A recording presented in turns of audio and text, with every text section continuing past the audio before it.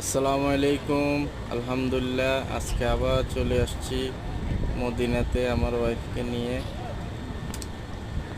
মাগরিবের সময় এখন যাচ্ছি। মসজিদের ভিতরে যাবে আমার ওয়াইফ, তো যাচ্ছে।